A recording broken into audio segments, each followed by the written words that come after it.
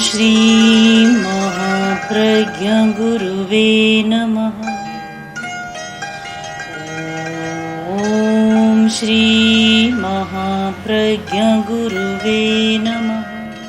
तम ही कामा समभिद्दवंती दुमम जहा साउ फलंग पक्षी। पहला निर्देश कि रसों का अति भोजन मत करो, बार बार मत खाओ, अति मात्रा में मत खाओ। यह एक निर्देश है।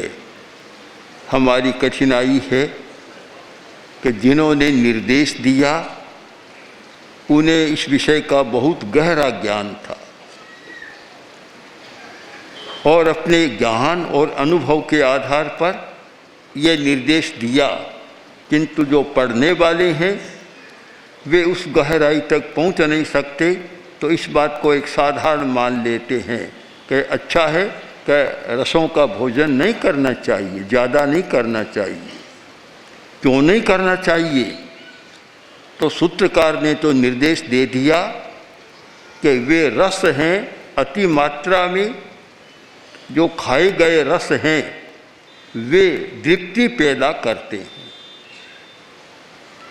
दृप्ति, अब दृप्ति शब्द बहुत विमर्शनीय और विवेचनीय है। दृप्ति का अर्थ है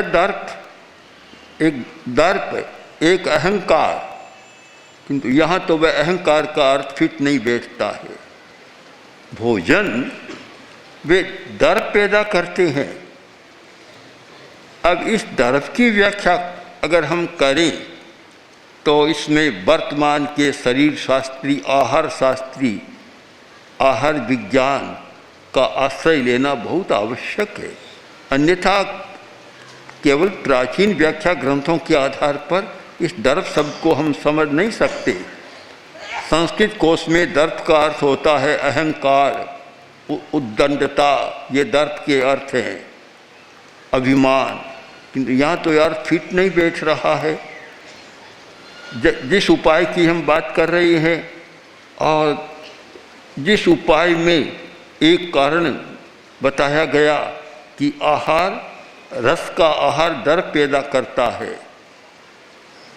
अब उस दर्प को समझने के लिए हमें न्यूरोट्रांसमीटर को समझना जरूरी है। वर्तमान के वैज्ञानिकों ने, आहार शास्त्रियों ने या रसायन शास्त्रियों ने इसका एक जो विवेचन किया है वह बहुत मननीय है।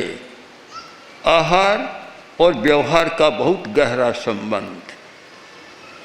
वैसे तो प्राचीन कहावत है कि जैसा आदमी खाता है वैसा मन होता है, यह तो बहुत पुरानी है, पर उसकी भी व्याख्या नहीं मिल सकती।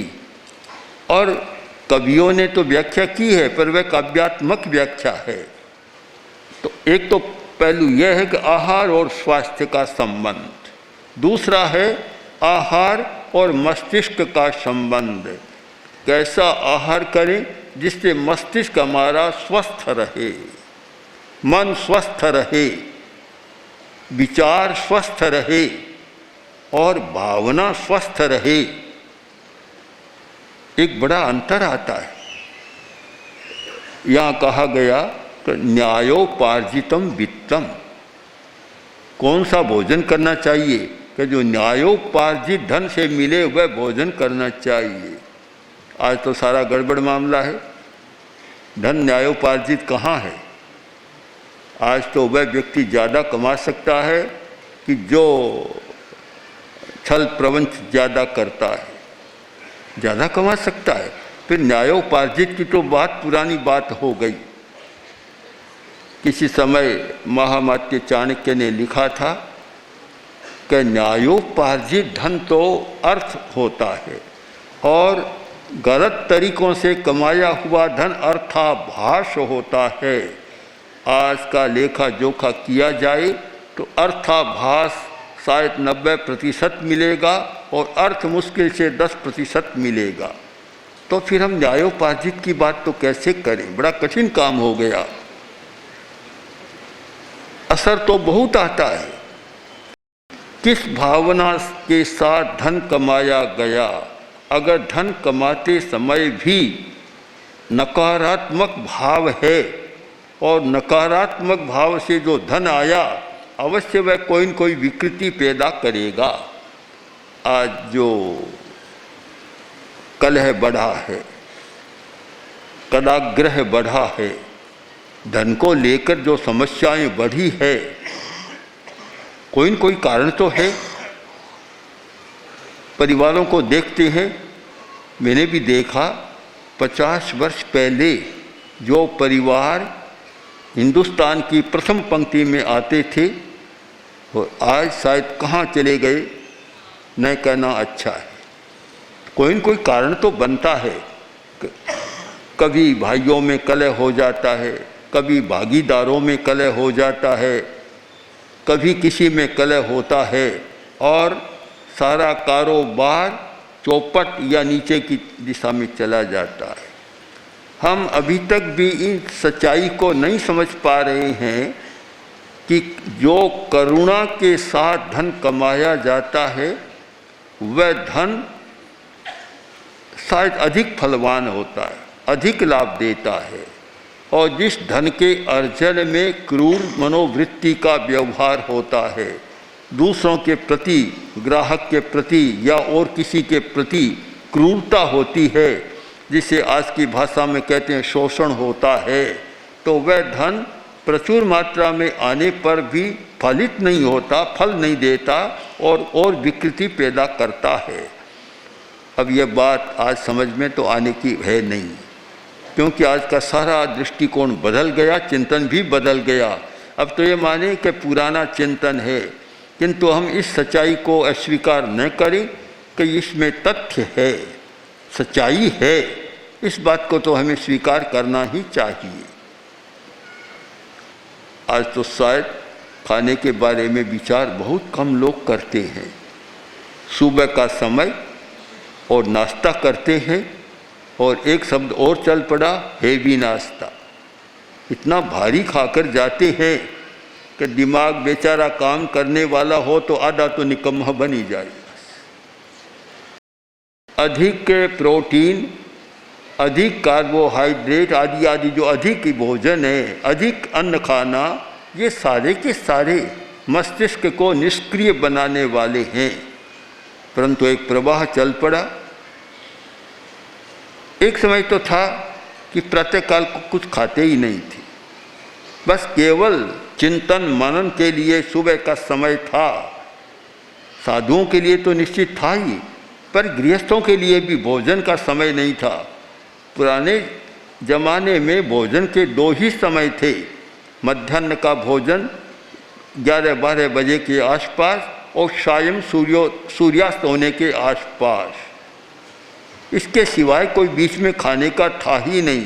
किंतु आज तो सारा वातावरण बदल गया और पता नहीं आदमी कितनी बार खाता है। तो अब पुराने नियमों की बात करना, चर्चा करना तो बड़ा कठिन लग रहा है, पर कम से कम जो साधना करने वाले हैं, जो हमारे मुमुक्षु हैं, जो मुनि हैं, साधु साध्वियाँ हैं, या जो और गृहस्थ भी है और जिन्हें साधना में रुचि है, उन्हें भोजन के बारे में बहुत ही विमर्श करना चाहिए।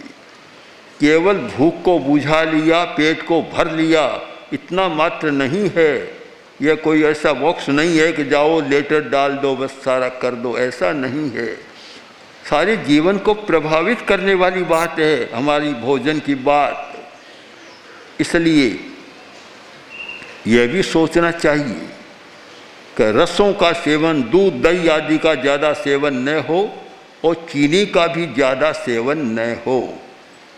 चीनी बहुत समस्या पैदा करती है और कम से कम जो व्यक्ति 50 वर्ष की अवस्था को पार कर गए, उन्हें तो सोचना है कि ज़्यादा चीनी खाना है तो बुढ़ापे को ज़्यादा दुखी बनाना है, जल्दी बुलाना है और बुढ़ापे को और दुखी बनाना है, क्योंकि वह अति मात्रा में खाई हुई चीनी अधिक बीमारियां पैदा करेगी और शरीर को बहुत खराब करेगी। तो उनका संयम होना चाहिए कि जैसे अवस्था आए वैसे भोजन के द्रव्यों का परिसीमन, चीनी ज़्यादा नहीं खाऊंगा, नमक ज़्यादा नहीं खाऊंगा। अब नमक भी इतना खाते हैं लोग। एक सामान्य नियम है आरोग्य का, स्वास्थ्य का, जो डॉक्टरों के द्वारा भी बार बार कहा जाता है कि एक व्यक्ति को दिन में 2 ग्राम से अधिक नमक नहीं खाना चाहिए। अब मुझे तो पता नहीं 2 ग्राम कितना होता है, किस में डाला जाता है। अब एक कचौड़ी में कितना नमक होता है पता नहीं, 2 ग्राम होता है, कम ज़्यादा होता है। और साग भी खाते हैं नमक, पापड़ भी खाते हैं। पापड़ भी खाने वाले एक नहीं, पापड़ खाने वाले भी ऐसे लोगों को देखा है कि 5-7 पापड़ खा जाते, फिर नमक का पता ही नहीं रहता। 2 ग्राम की जगह पता नहीं कितना ग्राम होता है। और फिर समस्याएं पैदा होती है, high blood pressure, heart, kidney तो ज़्यादा प्रभावित होती है इससे। इसलिए भोजन का स्वास्थ्य की दृष्टि से विचार करें। दूसरी बात, नमक का ब्रह्मचर्य की दृष्टि से भी विचार करें। ब्रह्मचारी के लिए सामान्य नियम यह था, और पूरा तो नहीं कह सकता मैं, पर हमारे कुछ दिगंबर मुनि भी ऐसे हैं जो नमक का सेवन कभी नहीं करते, नमक नहीं खाते, और खाए तो इतनी कम मात्रा में कि वह 2 ग्राम वाली बात आ जाए। क्योंकि शायद चटपटी चीज़ें खाने में ज़्यादा अच्छी लगती होगी। और जहाँ तक मैंने सुना है, पढ़ा है, देखा है, गुजराती लोग तो चटपटी चीज़ों के ज़्यादा शौकीन होते हैं। यहाँ चटपटी चीज़ें बहुत ज़्यादा चलती है, तो ये ज़्यादा नमक खाना भी अच्छा नहीं। और रस, उनमें ये सारे रस आ गए जिनमें चीनी पड़ती है या जो सहज से है, उनका अति मात्रा में सेवन न हो। मात्रा का विवेक हो तो शायद समस्या से बचा जा सकता है, पर जब मात्रा का विवेक नहीं होता, भोजन करने जाते हैं और देखते हैं कि ये बढ़िया चीज़ है, तो कुछ लोग तो कहते हैं, जैसे हमारे कुछ लोग हैं उधर राजस्थान में, वे कहते हैं बस कतली आने दो, दूसरी चीज़ की ज़रूरत नहीं है, केवल कतली आने दो। और संख्या का भी पता नहीं क्या है, 5, 10, 20 खा जाते हैं, और अधिक खाने वाले भी हैं। अब ना ये कोई खाने की चीज़ है क्या इतनी? एक नियम तो यह है कि बादाम शरीर के लिए उपयोगी है, पर हमारे एक वैद्य जी थे सुजानगढ़ में, चोपड़ा जी के हॉस्पिटल में, आयुर्वेद की चिकित्सालय में, वे कहते 7 से ज़्यादा बादाम नहीं खाना चाहिए। 7, बस जितनी आवश्यकता है शरीर को, 7 बादाम काफ़ी है। अब एक कतली में कितने होते हैं मुझे पता नहीं, 7 होते हैं, 50 हो जाती है, काफ़ी होते हैं, इतनी मोटी होती है तो काफ़ी हो जाते होंगे। तो 7 का नियम तो कहाँ रहा फिर? और खाने वाले 10-20 खाते हैं तो 7 की जगह 700 हो जाते होंगे, पता नहीं कहाँ से। तो ये सारा एक विषय जो उपेक्षा का विषय बना हुआ है, जो समस्या पैदा करने वाला, दुख पैदा करने वाला, शरीर का दुख पैदा करता है, मन को भी दुखी बनाता है, भावना को भी दुखी बनाता है, और दुख का एक मूल कारण है। और फिर एक सुंदर निर्देश दिया, दित्तम च कामा समभिद्दवन्ति। जब ये उन्माद पैदा होता है, और आज की भाषा में कह दें, जब ये नाना प्रकार के प्रोटीन, न्यूरोट्रांसमीटर पैदा होते हैं, तो फिर उसी प्रकार के स्राव उनके होते हैं और कामनाएं पैदा होती है। कामना, आँख की कामना, कान की कामना, ऐसा सुनना चाहता, ऐसा देखना चाहता है जो कि नहीं देखना चाहिए, ऐसी बात सुनना चाहता है जो नहीं सुननी चाहिए, और ऐसा रस खाना चाहता जो नहीं खाना चाहिए। सारी इंद्रियों के विषय और काम उस पर आक्रमण कर देते, वह आक्रांत होता है। एक काव्य की भाषा में कहा गया, दुमम जहा साउ फलंग व पक्षी। एक पेड़ है और उसके फल बड़े अच्छे मधुर हैं, उसको सबसे बड़ा खतरा पक्षियों से रहता है। पक्षी आते हैं और उस पेड़ को सताते रहते हैं और फलों पर चोंच मारते रहते हैं, खाते रहते हैं। जैसे स्वादु फल वाले पेड़ पर पक्षी आक्रमण करते हैं, वैसे ही दीप्त मनुष्य पर ये कामनाएं आक्रमण करती है। कामनाएं इतनी बढ़ गई, क्यों बढ़ी है? बड़ा कारण है हमारा आहार। अगर आहार का संयम हो तो कामनाएं कम होगी, आकांक्षाएं कम होगी।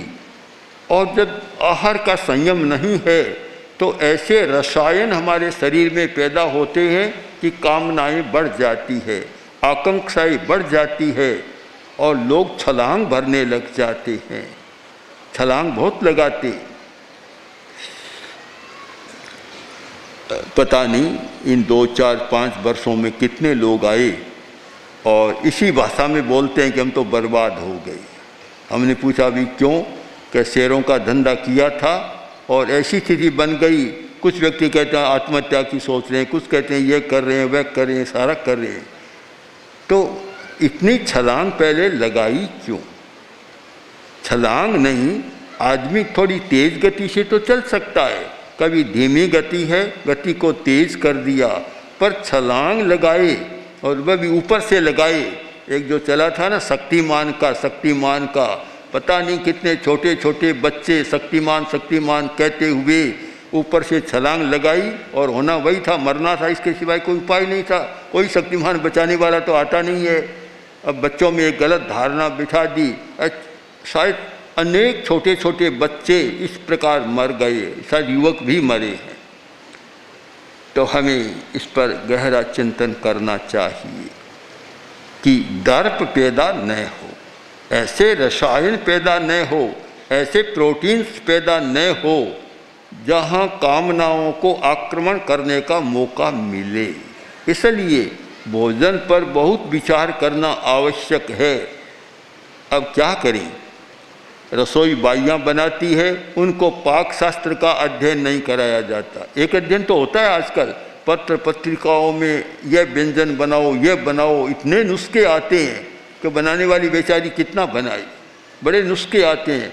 पर यह नहीं आता कि इस भोजन से तुम्हारा स्वास्थ्य खराब होगा, इस प्रकार के भोजन से तुम्हारा मन और मस्तिष्क खराब होगा, और इस प्रकार के भोजन से तुम्हारी भावनाएं दूषित होगी। यह कोई नहीं बताता, क्योंकि इसके प्रति आकर्षण नहीं है। व्यंजनों के प्रति तो आकर्षण है कि यह व्यंजन बनाओ, अधिक स्वादिष्ट होगा और परिवार के लोग राजी रहेंगे, उसमें तो आकर्षण है। पर अगर यह कहे कि यह मत बनाओ तो यह आकर्षण का विषय नहीं, विकर्षण का विषय बनता है। इसलिए लेखक भी कोई इस बारे में लिख नहीं पा रहे हैं। किंतु मैं एक बार गृहस्थ समाज की बात छोड़ भी दूं तो कम से कम हमारे जो साधु साध्वियाँ हैं, समण समणियाँ हैं, हमारे जो साधक हैं, उन्हें तो अवश्य ही इस विषय पर गंभीरता से सोचना चाहिए, विचार करना चाहिए कि हमारा भोजन कैसा हो। भोजन ऐसा हो जो समस्या पैदा न करे। और एक पहला उपाय है दुख को कम करने का कि हम भोजन पर पूरा विचार करें और विवेक करें। ओम आशा।